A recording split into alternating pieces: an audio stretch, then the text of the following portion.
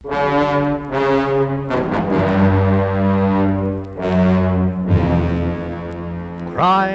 5.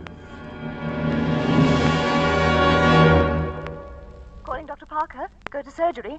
Calling Dr. Parker, go to surgery. Hasn't he answered yet, Miss Evans? Oh, hello, Dr. Howard. No, I've been calling him steadily for the past half hour. That's strange. It's not at all like him not to respond to a surgery call. Dr. Howard, I'm worried. Something's wrong, I'm sure. Yes, I'm afraid you're right. We'll wait till Nurse Wayne reports. She's out looking on every floor for him. Oh, here she is now. Not a sign of him.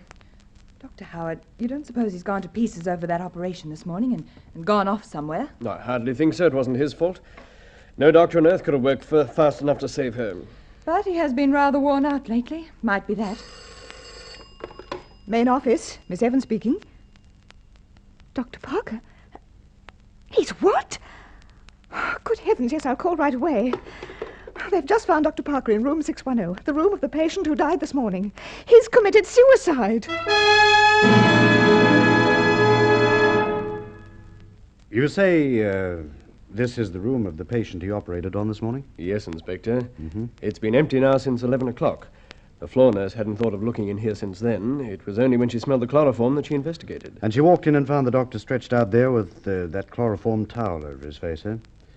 Dead about an hour, I should say. Everyone in the hospital will be very upset about this. Oh, it's a terrible tragedy. I understand you stood by Dr. Howard when Dr. Parker was operating this morning. That's right. Notice anything about Dr. Parker to indicate that this was going to happen? Well, not exactly, though he was quite nervous during the operation, which I thought a bit unusual for him. And then when the patient died on the table, well, he took that rather hard. Dr. Parker had been quite worn out lately, Inspector. All of those who were closest with him noticed it. Though I fear suicide had never entered our minds. I wonder if it was suicide. Why, what do you mean, Inspector? No, it's just that it's all a little too dramatic for suicide, but not for a murder. Murder? Oh, that isn't possible. Oh, it's possible, Dr. Howard. Never eliminate that. Though I must admit the main evidence points strongly to suicide. Oh, Inspector, murder is even too terrible to think of. Besides, why would Dr. Parker have asked for that chloroform this morning if he hadn't intended to use it? What's that? He asked for some? Yes, he asked me to get it for him. When did this happen? Dr. Parker came up to my office for it a little after 12. Then he came up here, put chloroform on his towel, and ended the whole thing. Very simple, isn't it? In fact, I might say it's a little too simple. Too simple? Why, what do you mean, Inspector? Just what I said, Nurse Wayne. It's too simple and too improbable. So improbable, in fact, that I am holding you for the murder of Dr. Parker.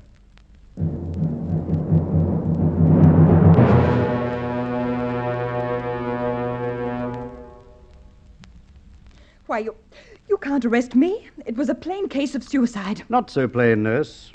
It looked like suicide, I'll admit. It wasn't until I remembered one unusual thing about chloroform that I knew it couldn't have been suicide. And it wasn't until you claimed to have delivered the chloroform to Dr. Parker that I was positive you were the guilty one. You have a lot to learn yet, Nurse Wayne, to be a first-class nurse.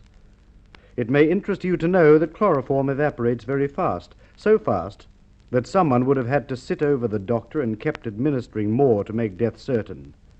And that someone was you. If he had soaked the handkerchief himself, it would have evaporated before he had enough to kill him. Strange, too, Nurse Wayne, that you didn't discover the tragedy yourself when you were sent out to search every floor for the doctor.